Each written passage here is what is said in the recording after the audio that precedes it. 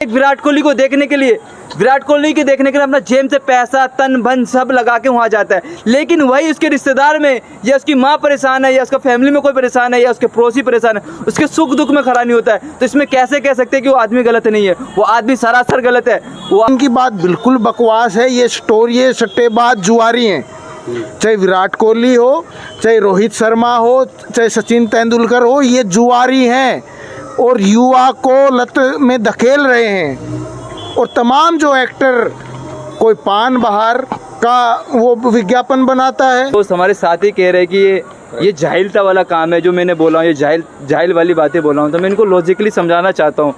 जो भी जैसे कि एग्जाम्पल के लिए कह रहे हैं, हमारे दोस्त कह रहे हैं कि यहाँ पे शाहरुख खान सलमान खान आता है, ठीक है, एग्जाम्पल के लिए आता, और वहाँ जो भागेगी उसके पीछे कौन भागेगी? हम भागेंगे, आम जनता भागेगी। तो गलती किसकी है? वो शाहरुख खान की है, सलमान खान की है या प्रशासन की है? प्रशासन तो भागने के लिए नहीं कह रहा है, या ये प्रशासन तो नहीं कह रहा है, या शाहरुख खान कॉल करके तो नहीं बोला कि मेरे पीछे आओ भागो। ये भाग रही तो आम जनता रही है ना। तो गलती किसकी है इसमें? आम जनता की। अगर कल को वो भाग रही है, रास्ते में हाईवे वो देख रही नहीं है, रोड क्रॉस कर रही है, वहाँ पर गाड़ी कार वाला आता है उड़ा देता है उसको, तो गलती किसकी है इसमें?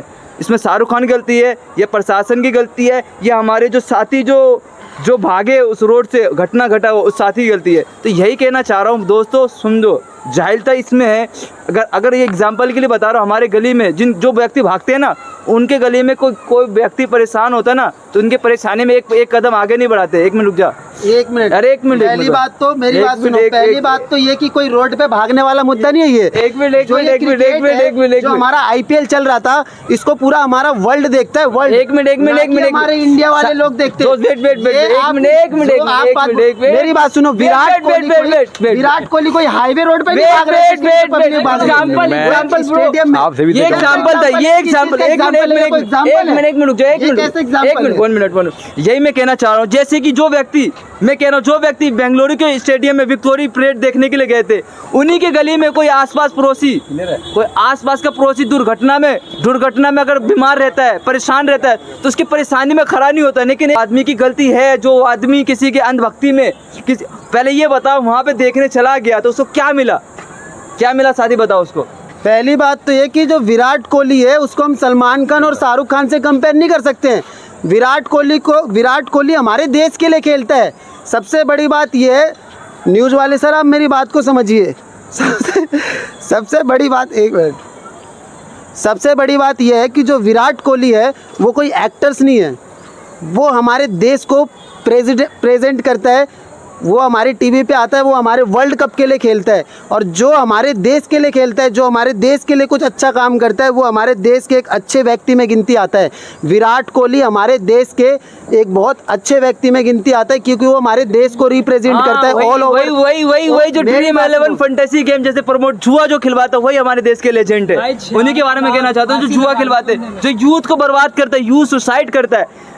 18 साल के, 19 साल का, 20 साल का, आज के समय 20 करोड़ यूथ जुआ और गैम्बलिंग में फंसा हुआ। कौन करवा रहा है? ये हमारे सेलिब्रिटी विराट कोहली। इसको हीरो मत कहो। हमारे देश के सिर्फ एक ही हीरो है, वो हमारे आर्मी ऑफिसर, बाकी कोई हीरो नहीं हमारे देश के लिए।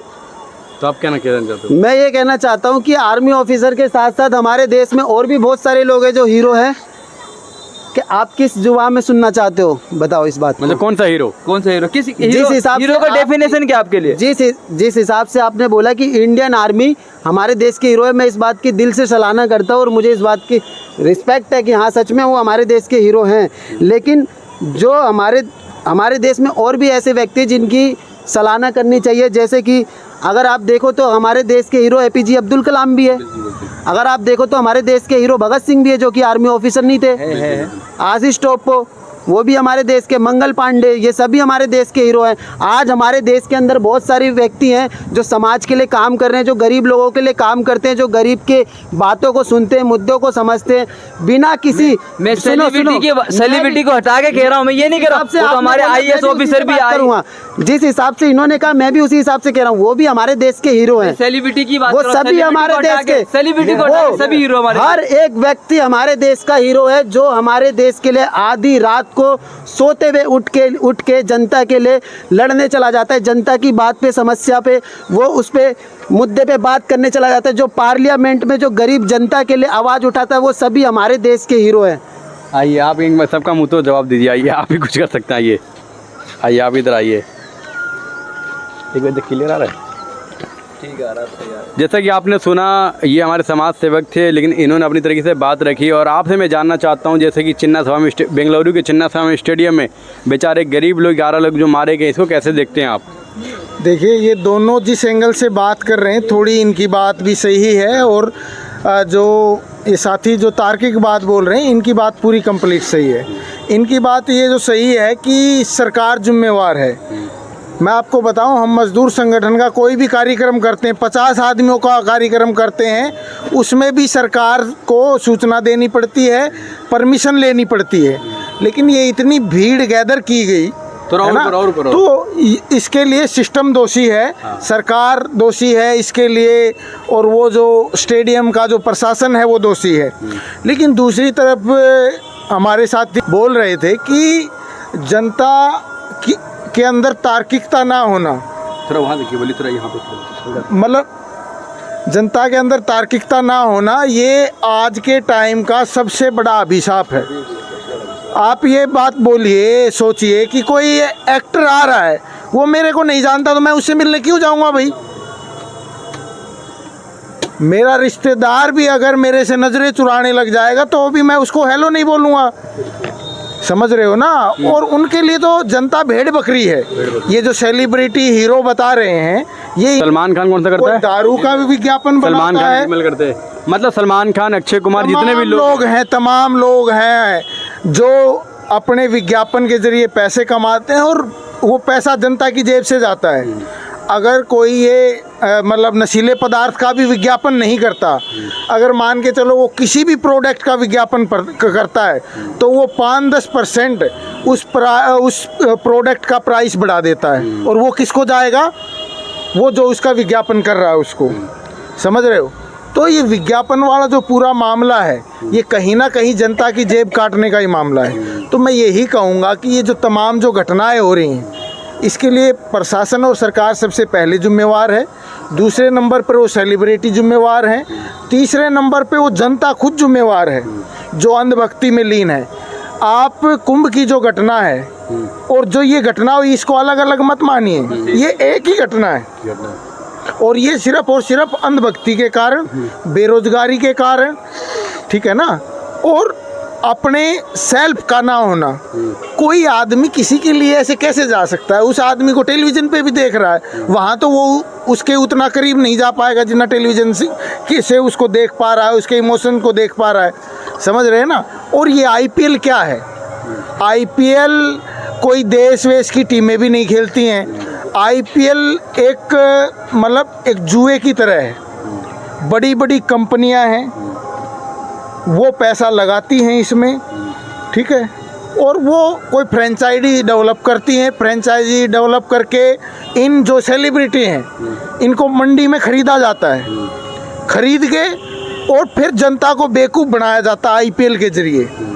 कितने नौजवान, कितने लोग अपना काम छोड़ते होंगे आईपीएल के कारण? कितने बच्चे अपनी पढ़ाई छोड़ रहे हैं आईपीएल के कारण? कितने करोड़ों लोग जुआरी हो गए। पहले जो सट्टा था, जुआ था, उस पे बैन था सरकार का। अब सरकार उसमें टैक्स ले रही है और जनता को बोल रही है आप जुआ खेलो, मन भर भर के जुआ खेलो, हमें टैक्स दे दो बस, और हमें जीएसटी दे दो। और कितने लोग मतलब जो सट्टेबाजी के लत हो गए, पैसे गरीबी कारण वो बेचारे बेकार और बकवास हो गए, तो जान भी दे दी, उन्होंने फांसी लगा ली। लाखों घर बर्बाद कर दिए, लोगों ने फांसी भी लगा लिया। कुछ सैकड़ों घर आबाद हुए होंगे इस सट्टे से, और लाखों घर बर्बाद हो गए। तो आप बताइए, घाटे का सौदा है, फायदे का सौदा है? घाटे का सौदा। और उसमें जो नौजवानों की जो एनर्जी लग रही है, वो एक टीम बनाएगा, वो दूसरी टीम बनाएगा, तीसरी टीम बनाएगा, और सारा अपना दिमाग उसी में खपाएगा। और वही अगर टाइम वो किसी सामाजिक चीज़ में लगाए, किसी सामाजिक बुराई के खिलाफ वो टाइम लगाए, तो हमारा देश एक बेहतर समाज बन सकता है। लेकिन ये जो सारा जो खेल खेला जा रहा है, देश के कॉरपोरेट द्वारा खेला जा रहा है, और जनता इसमें पिस रही है, वो मर रही है। जनता को जब तक अपनी अहमियत नहीं पता चलेगी, तब तक वो ऐसे ही मरती रहेगी। साथियों, जैसा कि आपने देखा, ये कुछ समाज सेवक थे दिल्ली के, इन्होंने अपने अपने तरीके से तार्किक तरीके से जवाब दिया और बातें रखी। जिस तरीके से देश का माहौल भी आप देख रहे हैं, गरीबी पे, बेरोज़गारी पे कोई बात करना नहीं चाहता, मैन स्ट्रीम गोदी मीडिया बात नहीं करना चाहती। लेकिन अभी जो चिन्ना स्वामी स्टेडियम के अंदर जो 11 बेकसूर लोग मारे गए, बेचारे दब के जो मर गए, इस पे हर कोई दिखाना चाहता है। तो इसी तरह की घटना जो है कहीं ना कहीं बिल्कुल ये निंदनीय है, जितना भी निंदनीय करें इसकी गलत है, ऐसी घटना नहीं होनी चाहिए। लेकिन इन समाज सेवकों ने बताया भी कि इन घटनाओं से हम कैसे बच सकते हैं। और एक बात और साथ में इन्होंने बताया कि अभी के समय में जो ड्रीम 11 जैसे या फिर सर्कल जैसे ऐप पर जिस तरीके से बड़े बड़े सेलिब्रिटी जो क्रिकेटर हैं ये आकर के अपना एडवर्टाइजमेंट करके प्रचार करते हैं और किस तरीके से ना मोटा पैसा लेते हैं, और एक गरीब आदमी 49 रुपये लगा कर 50 रुपये लगा कर सोचता है कि मैं करोड़पति बन जाऊँगा, रातों रात अमीर हो जाऊँगा। तो ऐसी चीज़ों से आप दूर रहें। अगर अपने आप को बचाना चाहते हैं, अपने आप को भविष्य अगर उज्ज्वल करना चाहते हैं, आप हमारे साथ बने रहें। जय हिंद, जय भारत।